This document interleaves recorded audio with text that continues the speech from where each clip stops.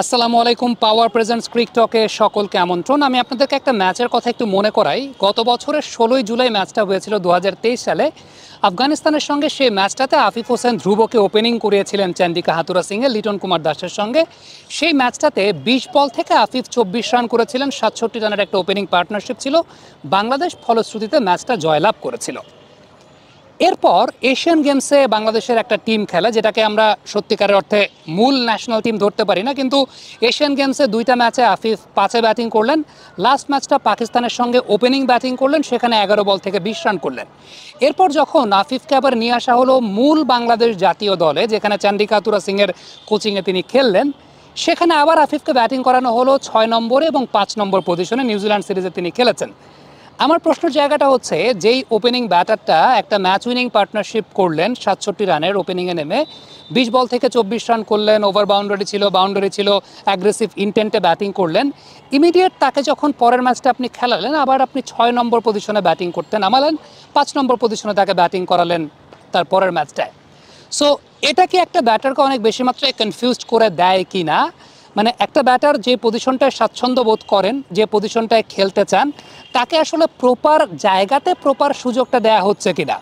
আফিফকে ওই যে চন্ডিকা হাথুরা সিং আফগানিস্তানের সঙ্গে ওপেনিং ব্যাটিং করালেন, এরপরে নিউজিল্যান্ডের সঙ্গে আবার 6-এ ব্যাটিং করালেন, তার পেছনে কারণটা হচ্ছে ওপেনিংয়ে টি-20 ক্রিকেটে সৌম্য সরকারকে তিনি খেলাতে চাইলেন।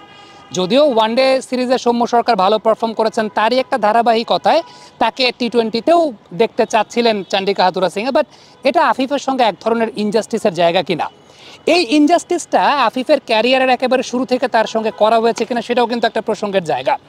2019-20 মৌসুমের বিপিএল, যে বিপিএলে আফিফ টপ অর্ডারে ব্যাটিং করে 300-র উপর রান করেছিলেন, আমার খুব ভালো মতো মনে আছে। 13টা ইনিংস ব্যাটিং করেছিলেন আফিফ, 13 ইনিংসে 370 রান করেছিলেন, 131 স্ট্রাইক রেটে ব্যাটিং করেছিলেন। 11টা ম্যাচ টপ অর্ডারে ব্যাটিং করেছিলেন লিটন এবং আফিফ, তাদের পার্টনারশিপ ছিল 392 রানের, 5টা 50 পার্টনারশিপ ছিল, স্ট্রাইক রেট 143 এবং 35 গড়ে লিটন এবং আফিফ ব্যাটিং করেছিলেন। সে বছরের বিপিএলে আমি ব্রডকাস্টিং চ্যানেলের অ্যানালিস্ট হিসাবে কাজ করেছিলাম এবং আফিফের সঙ্গে আমার পরবর্তী সময় ফাইনাল ম্যাচের পর আন্দ্রে রাসেল সেই জায়গাটায় ছিলেন। সেই আলোচনাটায় আফিফের ব্যাটিং স্ট্যান্সের পরিবর্তন নিয়ে বেশ কয়েকটা জায়গা নিয়ে কথাবার্তা হয়েছিল। সেই ব্যাপারটা আমি এই আলোচনা আপনাদের সামনে তুলে ধরার চেষ্টা করছি। তবে মূল আলোচনার যে জায়গাটা, যে ওই পার্টিকুলার বিপিএলটাতে আফিফ ওপেনিংয়ে বা টপ অর্ডারে এত ভালো ব্যাটিং করলেন, লিটন কুমার দাসের সঙ্গে এইভাবে তিনি সাপোর্টিভ ইনিংস খেললেন এবং ম্যাচ উইনিং বেশ কয়েকটা কন্ট্রিবিউশন তার ছিল। ইমিডিয়েট পরে বাংলাদেশ পাকিস্তান ট্যুরে যায়। পাকিস্তান ট্যুরে গিয়ে আফিফকে ব্যাটিং করতে হয়েছে লোয়ার মিডল অর্ডারে বা মিডল অর্ডারে ওই পজিশনগুলোতে। সো একটা ব্যাটার ডোমেস্টিক সার্কিটে ওপেনিংয়ে ব্যাটিং করলেন, টপ অর্ডারে ব্যাটিং করলেন, আফটার দ্যাট আপনি তাকে লোয়ার মিডল অর্ডারে নামিয়ে তার কাছ থেকে ওই এক্সপেক্টেড সার্ভিসটা তো পাবেন না।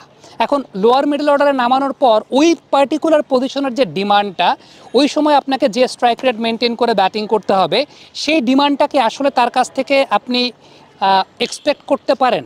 এখন যখন আপনি এক্সপেক্ট করতে পারেন না এবং তিনি যখন ফেল করেছেন, তখন ওই পার্টিকুলার প্লেয়ারটাকে আমরা বারবার ব্লেম করছি, কিন্তু আসলে তার এক্সপেক্টেড পজিশনটাতে থেকে তাকে আমরা খেলতে দিয়েছি, তার এক্সপেক্টেড পজিশনটায় তাকে কি আমরা সেটেল হতে দিয়েছি?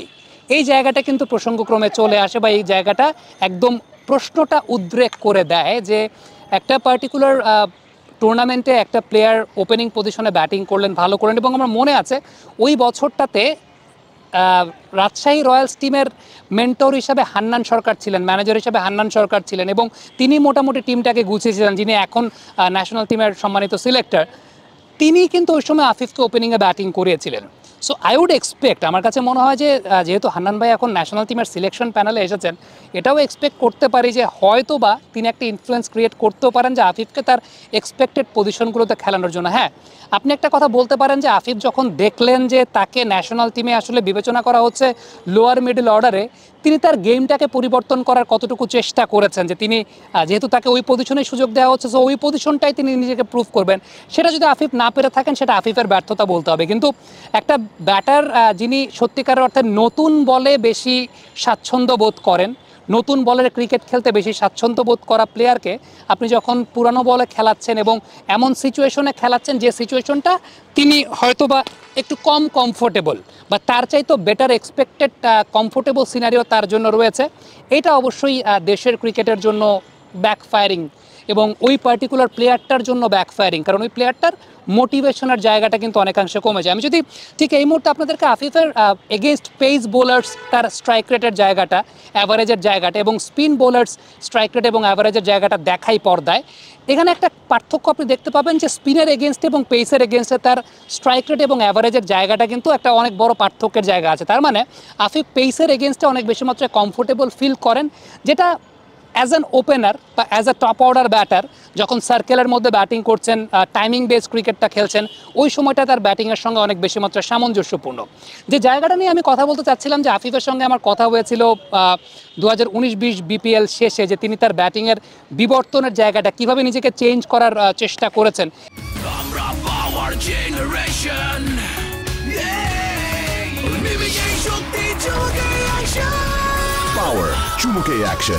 এবং ওই টাইমটায় তিনি তার নিজের ব্যাটিংয়ের চেঞ্জিংটা করার চেষ্টা করছিলেন মূলত। আপনি 2017-18 মৌসুমের বিপিএল যদি একটু লক্ষ্য করে দেখেন, আফিফ যে স্টান্সে ব্যাটিং করতেন, তিনি কিন্তু একটা জায়গায় দাঁড়িয়ে থাকতেন, একটা স্টেপে খেলতেন, জায়গায় দাঁড়িয়ে থাকতেন, একটা অ্যাক্রস শেপে যেতেন, তারপর তিনি শট নেগোশিয়েট করতেন। বাট এখন যদি আপনি আফিফের ব্যাটিং খেয়াল করে দেখেন, তাহলে একটা জিনিস খেয়াল করে দেখবেন, তিনি দাঁড়াচ্ছেন ওপেন স্টান্সে, আফটার দ্যাট বোলার যখন দৌড়ে আসছেন তিনি একটা ব্যাক অ্যান্ড অ্যাক্রস মুভমেন্ট করছেন, এটা তার ফার্স্ট স্টেপ। আফটার দ্যাট সামনের পাটাকে পেছনের পায়ের সঙ্গে একটা প্যারালাল শেপে নিয়ে যাচ্ছেন, এটা তার সেকেন্ড স্টেপ। দেন থার্ড স্টেপে গিয়ে তিনি শটটাকে নেগোশিয়েট করছেন। সো এই যে পরিবর্তনের জায়গাটা, এই পরিবর্তনটা কিন্তু আফিফ নতুন বলে খেলবেন ওই আন্দাজেই 2019-20 মৌসুম থেকে এই পরিবর্তনটা শুরু করেছিলেন। ইভেন 2019-20 বিপিএলে তখন আফিফের একটা মিডল ফেজ ছিল, যেটা তিনি আসলে 2 স্টেপে তখন তিনি কমপ্লিট করার চেষ্টা করতেন। একটা ব্যাক অ্যান্ড অ্যাক্রস শেপে যেতেন, তারপর সেকেন্ড স্টেপে শট কমপ্লিট করতেন।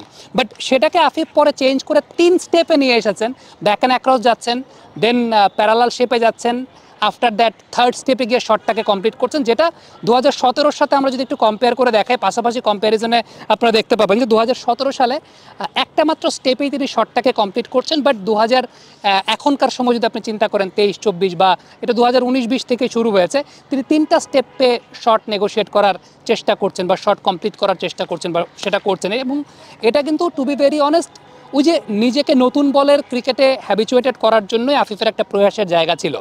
আফটার দ্যাট আমরা শুনেছি যে তিনি নতুন বলে খেলার ইচ্ছা প্রকাশ করেছিলেন, চান্ডি কাতুরা সিংয়ের সঙ্গে এটা নিয়ে তার একটা মনোমালিন্যের জায়গা হয়েছিল। আফটার দ্যাট ন্যাশনাল টিম থেকে ড্রপ আউটও হয়েছিলেন। কিন্তু টু বি ভেরি অনেস্ট, যেটা আমাদের দেশের ক্রিকেটে সবসময় একটা সমস্যার জায়গা, ডোমেস্টিক সার্কিটে একটা প্লেয়ার একটা পজিশনে ভালো করছে, সেই পজিশনে সেই প্লেয়ারটাকে সুযোগ দেওয়া হচ্ছে না। দীর্ঘদিন পর জাকের আলীকে লোয়ার মিডল অর্ডার ভালো করেছেন, তাকে ন্যাশনাল টিমে সুযোগ দেওয়া হয়েছে।